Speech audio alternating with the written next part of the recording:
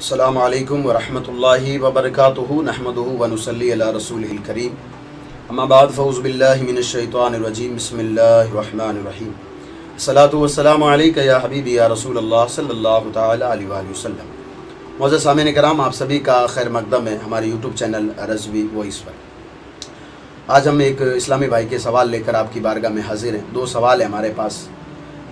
हर मरतबा जब भी हम आते हैं तो किसी न किसी का सवाल लेकर आपकी बारगाह में जो है कोई ना कोई सवाल लेकर के उसका जवाब लेकर के आपकी बारगाह में हाजिर होते हैं। आज हमारे पास दो सवाल हैं।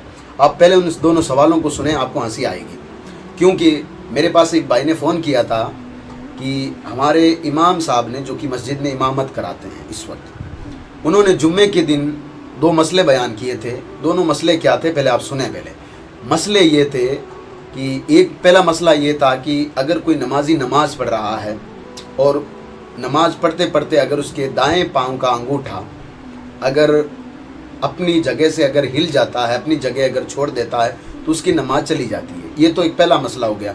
दूसरा उन्होंने मसला बयान ये किया था कि अगर कोई शख्स जो है उनकी बारगाह में शायद पूछा गया था उनसे कि भाई मैं मस्जिद के पास रहता हूँ, लेकिन जमात के वक्त मैं खेत चला गया, या जब तक आया जमात मस्जिद से हो गई थी, मैं घर पे नमाज़ पढ़ सकता हूँ नहीं पढ़ सकता हूँ? तो इमाम साहब ने कहा कि आप जो घर पे नमाज़ पढ़ रहे हैं, नमाज होगी नहीं आपकी। तो उन्होंने से कोई हवाला पूछा तो उन्होंने बारे शरीयत का हवाला कहा कि मैं बारे शरीयत साबित कर सकता हूँ। तो शायद उन्होंने साबित किया कि नहीं किया, मुझे पता नहीं है। अब मैं आपके सामने हवाले के साथ इन दोनों सवालों का जवाब आपके सामने रखना चाहता हूँ। सबसे पहले तो ये जो आम सवाल हो गया, ये सबको मालूम है, छोटे छोटे बच्चों को जो कि छोटे मदरसे में पढ़ते हैं, ये छोटी छोटी किताबों में ये मसला आज बयान हो चुका है। लोगों को बताया जाता है इसका कि ये जो आवाम में मशहूर है मसला कि अगर कोई नमाजी नमाज़ पढ़ रहा है और उसके दाएं पाँव का अंगूठा अगर अपनी जगह से हट जाता है तो उसकी नमाज जो है नहीं टूटती। फिर भी अगर कोई इमाम अगर ये मसला बयान करे तो फिर हमें ताज्जुब होता है। मैं आपके सामने हवाला रख देता हूँ। सबसे पहले हवाला आप देख लें। किताब का नाम है कानून शरीयत। बहुत मशहूर किताब है। अगर आपका अकीदा ठीक नहीं है तो आप ये किताब पढ़ें। अगर आपकी नमाज नहीं है, ठीक नहीं है, तो आप ये किताब पढ़ें। अगर आपके रोज़े के मसाइल मालूम नहीं है तो आप किताब पढ़ें। ये किताब, इसमें सारे के सारे मसले मौजूद है इस किताब में। इसका नाम है अनवार शरीयत, ये किताब का नाम है। इसके सफ़ा नंबर 64 पर ये मसला जो है मौजूद है। पूछा गया कि क्या दाहिने पाँव का अंगूठा अपनी जगह से हट जाए तो नमाज टूट जाएगी? अनवार शरीयत के 64 सफ़ा नंबर 64 पर लिखा हुआ है। तो जवाब यह है, नहीं टूटेगी। सीधी बात है, नहीं टूटेगी। और लिखा है कि और अवाम में जो मशहूर है कि दाहिने पाँव का अंगूठा अपनी जगह से हट जाए तो नमाज टूट जाएगी, ये गलत है। और उन्होंने अनवार शरीयत में हवाला किसका दिया है? रद्दुल मुख्तार का। रद्दुल मुख्तार का हवाला देकर उन्होंने ये बयान किया है कि नमाज नहीं टूटती है। यार, हमें कौन से मसले इस वक्त बयान करने चाहिए? इस वक्त हमारी कौम की नमाज दुरुस्त नहीं है, तो हमारी कौम को नमाज सिखाओ। इस वक्त सजदा उसका दुरुस्त नहीं, मैं आपको बता रहा हूँ। आज सुन लीजिएगा, आप में से अगर किसी को नहीं मालूम है तो सुन लीजिए। जब आप सजदा कर रहे हो तो जब आप सजदे की हालत में होते हैं तो आपके जो पाँव का अंगूठा होता है उसका पेट ज़मीन पर टिकना फ़र्ज़ है, और 3 अंगुलियाँ का पेट ज़मीन पर टिकना ये वाजिब है सजदे में, और सारी अंगुलियों का पेट ज़मीन पर टिकाना ये सुन्नत है। कितने लोग इसमें कोताही करते हैं और कितने लोगों का सजदा सही नहीं होता है। हम लोग ये रिवायतें बयान करते फिर रहे हैं जिनकी कोई असल ही नहीं है। तो ये अनवार शरीयत में मसला मौजूद है कि इसकी कोई हकीकत नहीं है। नमाज नहीं टूटेगी अगर किसी का अगर पाँव का अंगूठा अगर अपनी जगह से हट जाए, कोई मसला नहीं है, इसमें नहीं टूटेगी। ठीक है, अब दूसरे सवाल देख लेते हैं। दूसरा सवाल क्या था कि उन्होंने पूछा कि भाई मैं इस वक्त जो है मस्जिद के पास ही रहता हूँ, लेकिन जब मैं खेत गया हुआ था या फिर कहीं बाहर गया हुआ था, जब मैं वापस आया तब तक मस्जिद में जमात हो चुकी थी। अब मैं घर पे नमाज़ पढ़ना चाहता था, लेकिन इमाम साहब ने कहा कि आप घर पे जो नमाज़ पढ़ोगे वो होगी नहीं, आपको मस्जिद में आकर नमाज़ पढ़नी पड़ेगी। तो देखिए, ऐसी कोई बात नहीं है। हाँ, ये बात हो सकती है, जब आप मस्जिद में जाकर नमाज़ पढ़ोगे तो मस्जिद में जाने का सवाब आपको अलग मिलेगा। लेकिन अगर आप घर पे नमाज़ पढ़ लोगे, यानी जमात हो चुकी मस्जिद में, इसके बाद अगर आप मस्जिद में जाओगे भी तो फिर उसका मतलब क्या? आप उनसे पूछे भाई क्या मतलब है इसका। हाँ, ये हो सकता है कि अगर जब तक मस्जिद में जमात नहीं हुई, अगर आप घर पे नमाज़ पढ़ रहे हैं तब आप गुनहगार हैं, तब आप गुनहगार हैं। क्यों कि अगर कोई बंदा एक ही नमाज मस्जिद में जमात के साथ पढ़े तो उसको 27 नमाजों का सवाब मिलता है। ये बारे शरीयत वगैरह में सब में मिल जाएगा आपको, और आपने ये रिवाज सुन रखी है।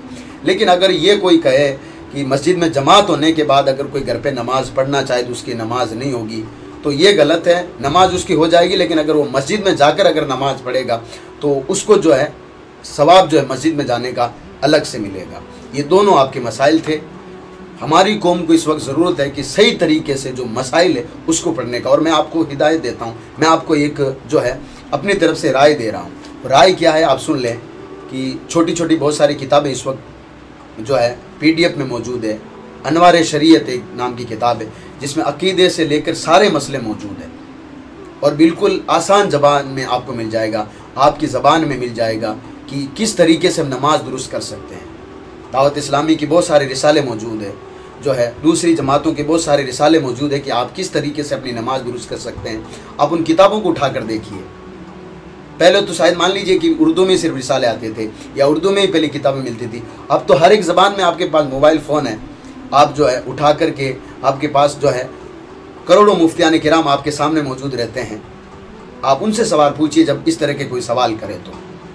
और मैं हर बार एक वीडियो में एक बात आपसे कहता हूँ, जब भी आपके सामने कोई बात रखे ना तो उनसे आप हवाला ज़रूर मांग लें।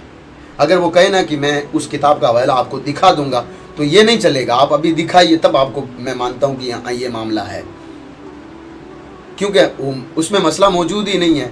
हम लोगों को वो बता रहे हैं जो कि अवाम ने खुद ने कर रखा है, और अवाम तो इसी से राज़ी है बेचारी। अवाम ने कहा नहीं हमने जो मसला बनाया वो तो ठीक ही चल रहा है, बाकी ये मौलवी गलत है। तो ऐसा कोई बारी शरीयत में मसला मौजूद नहीं है कि अंगूठा अगर अपनी जगह से हिल जाए तो नमाज टूट जाएगी। हाँ, मैं पहले ये बात एक और क्लियर कर देता हूँ कि अगर नमाज की हालत में कोई अगर अंगुली अपनी जानबूझकर कोई चटकाता है या कपड़े ठीक करता है या अपने जानबूझकर अपने पाँव जो है इधर उधर कर रहा है, तो फिर वो नमाज मकरूह तहरीमी होती है। ये बात याद रखना। आप जो है नमाज के मकरूहात में जाकर पढ़ सकते हैं। तो ऐसे मसले जिनको आज कौम की ज़रूरत है, ऐसे मसले हम बयान करें, चाहे हम स्टेज पर हो, चाहे वो जो है माइक पर हो, चाहे वो मस्जिद में जुम्मे के दिन हो, या फिर जो है इशा के बाद में जो दर्स हम देते हैं, ऐसे जो हम मसले बयान करें ताकि हमारी कौम का भला हो, उनकी नमाज जो सुधर जाए।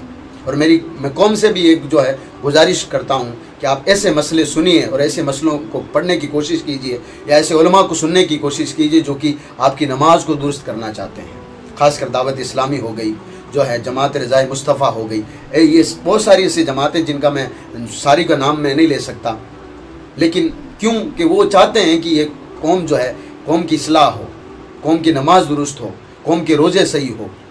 रोज़े के मसाइल हमें मालूम नहीं है, जो है नमाज के सही तरह से मसाइल हमें मालूम नहीं है, और हम पढ़ें इन मसलों में कि अगर हमारा पाँव का अंगूठा अगर नमाज की हालत में अगर इधर उधर हो जाए तो हमारी नमाज टूट जाएगी। बिल्कुल ये गलत ख्याल है। कितने सारे लोगों ने ये अपनी जो है अपनी तरफ से ये मैंने इस पर बात पहले कर रखी है कि अपनी तरफ से ये भी मसला अपनी तरफ से कर रखा कि अगर कोई नमाजी के आगे से अगर कोई गुजर गया तो जो नमाज पढ़ रहा उसकी नमाज टूट जाएगी। बताओ, किसी भी किताब में ये मसला मौजूद नहीं है। हाँ, मसला ये है कि अगर कोई नमाजी से आगे से अगर कोई गुजरता है तो नमाज पढ़ने वाले की नमाज पर कोई असर नहीं पड़ेगा, लेकिन हाँ जो नमाजी के आगे से गुजर रहा है ना वो गुनहगार है। और मैंने इस पर पहले तफसील से बात की हुई है।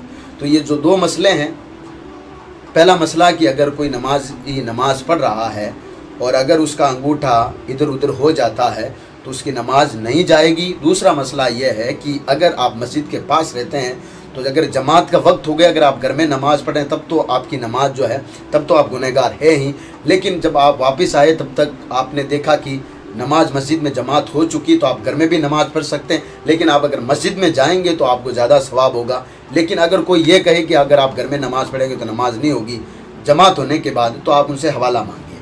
अल्लाह तबारक व तआला हमें सही तरह से इल्म दीन को सीखने की तौफीक और रफ़ीक अता फ़रमाए।